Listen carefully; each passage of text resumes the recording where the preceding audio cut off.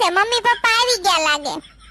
હે mummy papa, તમે તો આપણા ઝીણિયા હાટુ સોડી જોવા ગયા તા ને, હું છું પછી સોડી ગમી કે નહીં? સોડી આમ તો હારી જ છે ગોગડા, પણ સોડી બહુ મોટી ઉંમરની છે, 35 વર્ષની છે ને આપણો ઝીણિયો 20 વર્ષનો છે. માં દીકરો લાગે.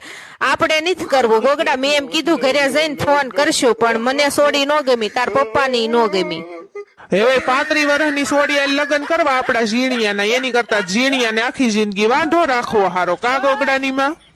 હાશી વાત છે ગોગડાના પપ્પા તમારી. આપણે નથી કરવું ઈ સોડી યાર બાપા. ગોગડી, મમ્મી પપ્પા થાકી ગયા છે, મમ્મી પપ્પાને પાણી પા, પછી આપણે નિરાતે બેહીને વાત કરવી. હાલો મમ્મી પપ્પા, પેલા પાણી પી લો પછી વાતો કરજો. મમ્મી પપ્પા, મારે તમને એક વાત કેવી છે ને તમારી હારે વ્યવહારિક વાત કરવી છે. આપણે ગોગડી છે, એની બેન છે ઝીણકી, એની હારે આપણે આપણા ઝીણિયાનું કરી નાખવી તો કેમ થાય પપ્પા? હે મમ્મી?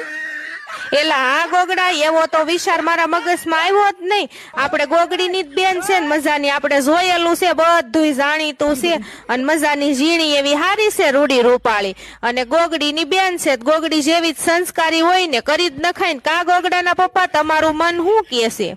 ઈ વાત હાશી છે ગોગડા તારી. એ ગોગડાની માં આપણે બધું જાણીતું જ છે, આપણે કાંઈ જોવાય નથી જવાનું કાંઈ નહીં, અને મજાની ગોગડી વહુની બેન છે, અને ગોગડી જેવી જ સંસ્કારી હોય ને તો કરી. ये बड़ी अच्छी बात कही है.